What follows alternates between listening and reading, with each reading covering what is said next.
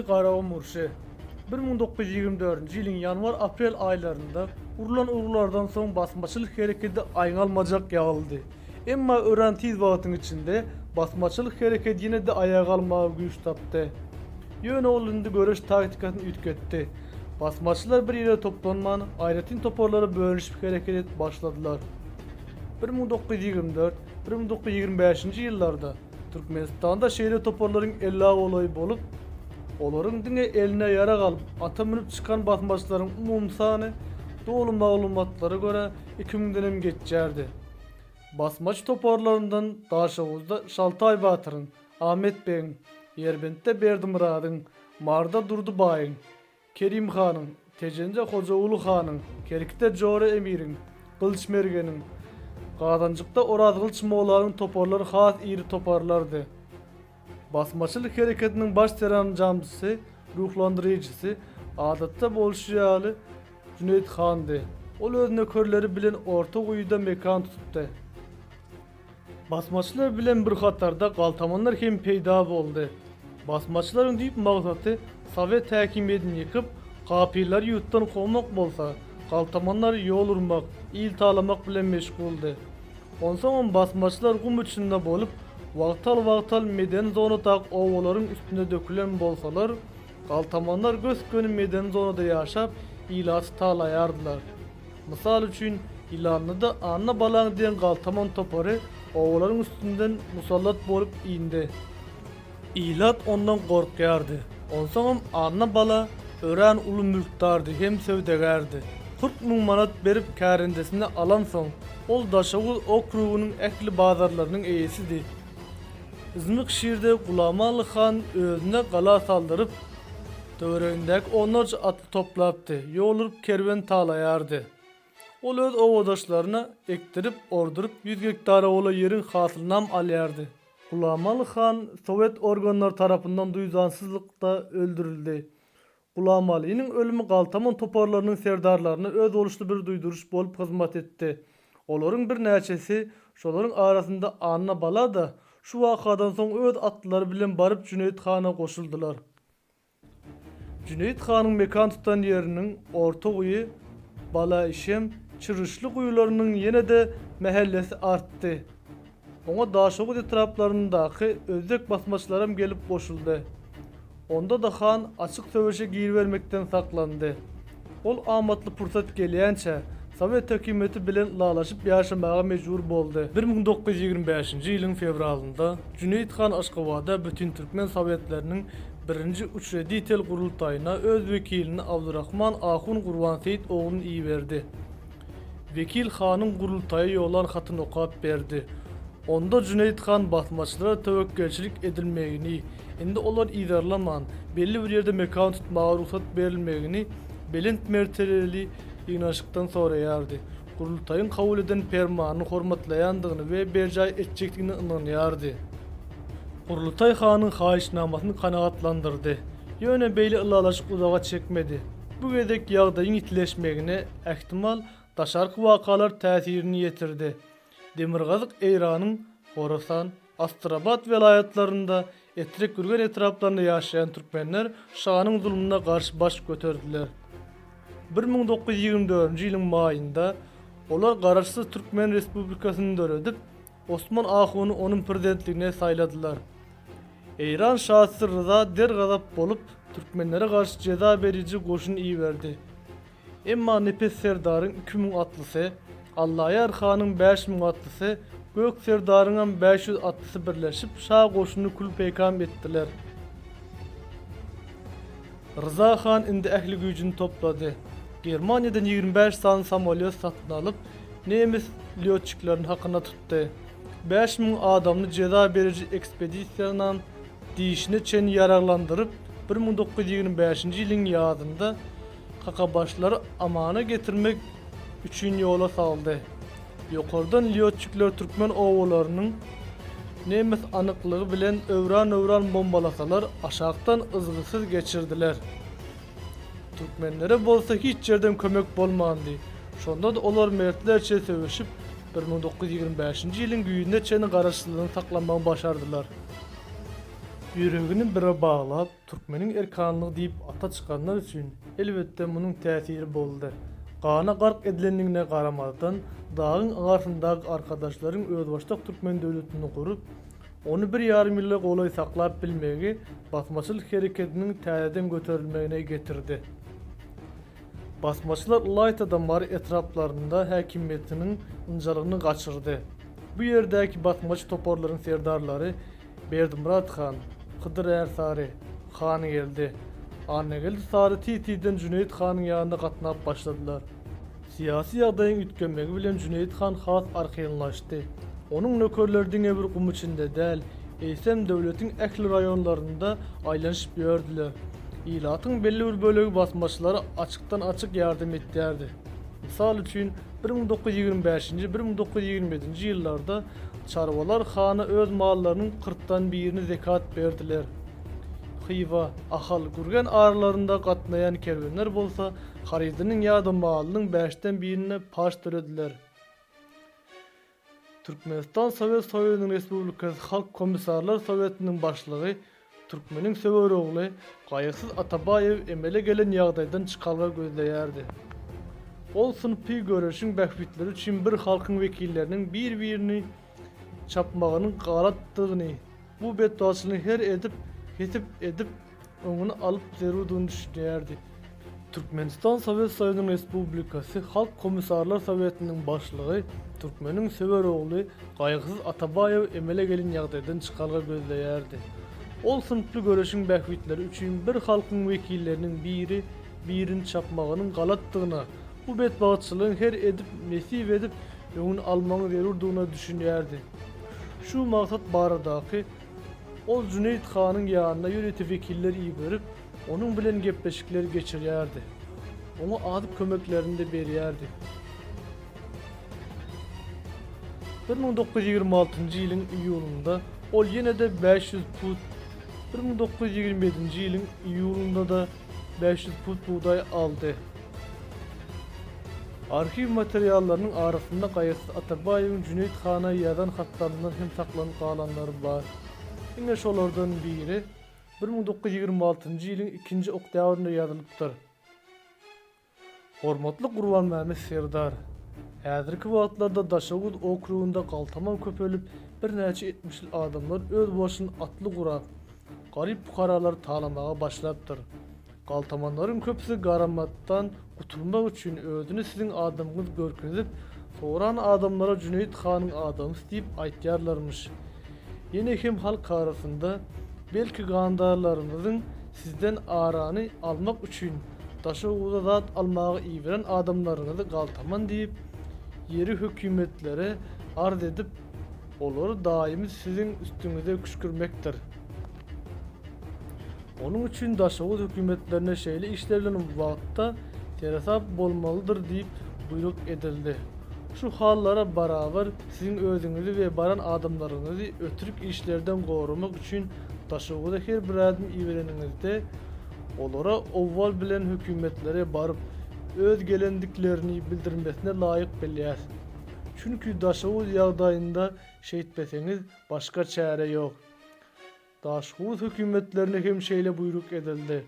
Cüneyt hanyň adamlary gelenlerinde tizlik halda olaryň işini bitirip goýarmalydyr diýip aýdylýar. Gaýysyz Atabaýewiň töwekkillik edip Cüneyt handan ara gatnaşyk saklamagy, oňa degerli wagt alyp kömeklerini bermegi hana täsir edipdir. Ol töweregindäki 200 hojalyk bilen wasta özüne mekan tutmagy razy bolupdyr.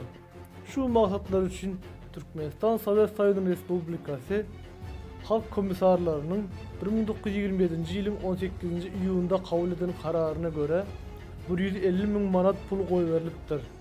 Şol serişdäniň hasabyna Amderýadan wasa kanal çekmek, bu ýerde göçüp gelen ekin ekerýaly 5000 hektar ýer açmak gözüňde tutulýardy. Belki bu karar durmuşa geçip Cüneyt han wasta ornaşyp injalan bolsa, ýarag taşlansa da taşlanardy. Emma merkez komisaryň şol wagt ýolbaşçylary kejine tutdular.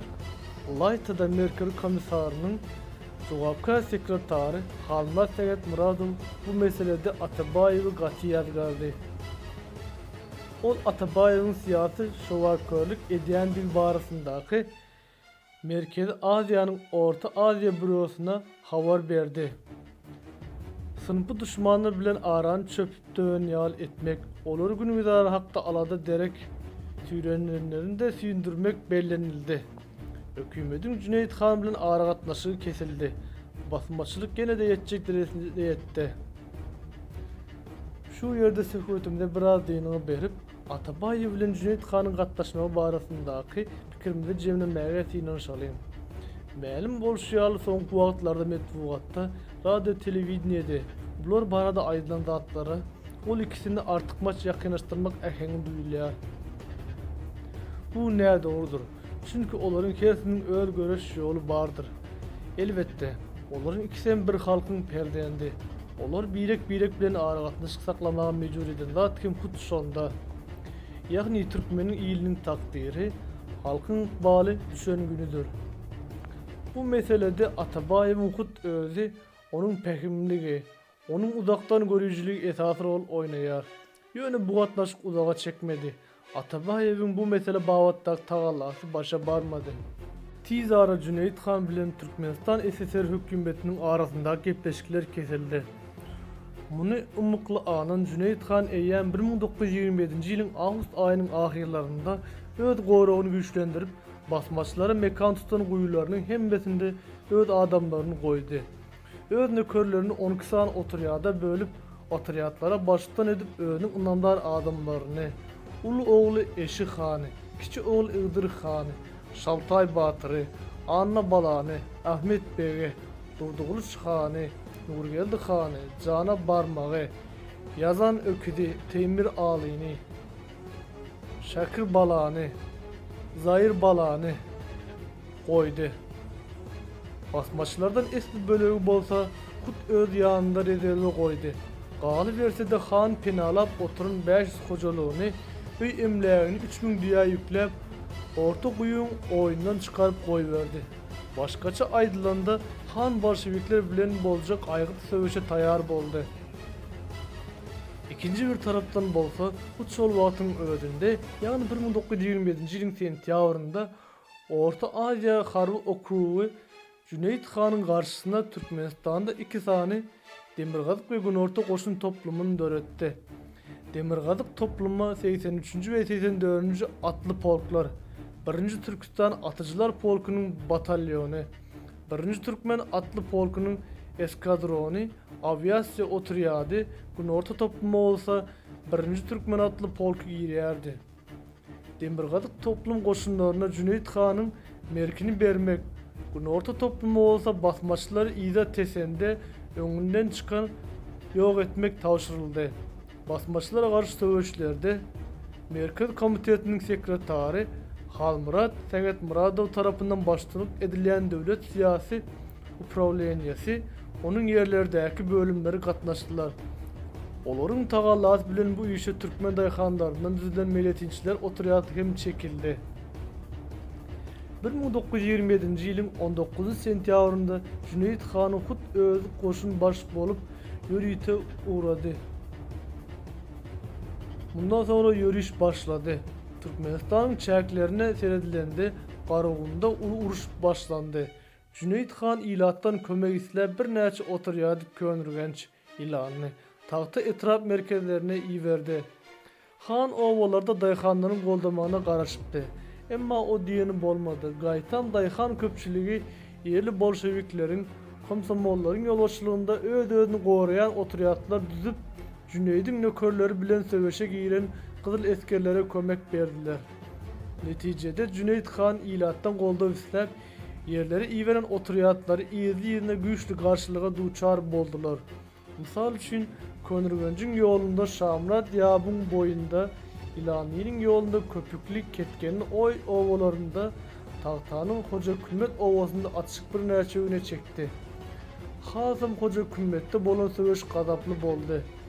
29 sentýabrdan başlap 3 oktýabraçyn dowam eden söwüş Cüneyt Hany öýdi ýoluşlyk etdi. Can gerekli bıçak tutuşugunda nökerler näçe gözsüz batırlık etseler de samolyottan yağyan bombalara, pulemyot oklarına çare tapıp bilmediler. Han yine de qaravuma çekilmeye mecbur boldy. Kızıl Qoşun bölümleri yerden, samolyotlardan, yukarıdan ilerlep ata kuyun oyunda Cüneyt Han'ı iyinden yettiler. Şu yerde 5-7 oktyabrda erkenç kırılışık bolup basmaçların esas güçler yer bilen yeksan edildi. Cüneyt Han'ın kiçi oğlu Iğdır Han vefat boldy. Beyleki oturiyat baştanlarından Ahmet Bey, Anna Bala, cana barmak ağır yaralandı. Temir alayının oturiyadından Cüneyt Han'dan bölünüp Konrad tarafa gitti. Şol yerde de yarağını taşladı. Cüneyt Han qalan güçleri bilen ortaguya çekildi. 5. noyavrda bu yerde bolan söveşte basmaçlar yine de havadan edilen hücüme alaşsız bolup kaldılar. 1928 yılın yanvarında 1. Türkmen atlı polku ve beylek koşun bölümleri Xivada, Daşavuz, Çerci velayetlerinde basmaç oturiyatlarını yekimsiz izarlar eri dağın ettiler. Şol yüzün yağdında ve Tomsun'da 2. Türkmen atlı polku tarafından Kızılarvat, Kızıletrek etraflarında basmaç oturiyatları hem dargatıldı. Şeylelikte 2. Qaravumuş deyip adlandırılan aldın berdim söveçlerin basmaçların yegilmegi bilen kurtardı. Yani uzağa çeken basmaçılık hareketi bir vada qoğuşadı. Bellemel zat sınıfı düşmanların kelle çananı tutatmakta Türkmen Milli Qoşun bölümleri giňden ulanıldı. Türkmen eskerlerini basmaçlara karşı elden köprek görüşlerim katlaştırmak başardı. Söveçlerde görkeden edemenlik üçün Türkmen ofiserlerinden ve eskerlerinin yüzlerçesi hükümet ilalanım nasip boldular. Biz kaça aydılanda Türkmenistan'da Bolşeviklerin sınıfı görüş siyasetinin maksatına yetti. Türkmen birbirinden kırılıştı. Halkın milli ruhu bütünlüğü çat açtı. Cüneyt Han'ın 16 yıldan beri ilki Ort padişahında. Şoňa arka bağlap, öz ilatyny aýratynam türkmenleri elkenç edip gelen Xiva Han'na. Soňra bolsa bolşeviklere garşy alyp baran görüşi ýeňiş bilen gutardy. Ýyl-ýyldan güýçlenýän bolşewistik wagt nesihat, bady-howa wadalar daýhanlar köpçüligini aldyga saldy. Ýagty gelecegiň salgymynda olar Kızıllaryň ýygyna düşenini kem görmediler. Cüneyt Han ona düşündü. Ol täliň ters geleniniň äkli izatyny gerdenine çekip 1928 ýylyň iýununda serketden hembişelik geçmäge mejbur boldy. Ýöne ol entegem owalyk meýlinden el çekmändi.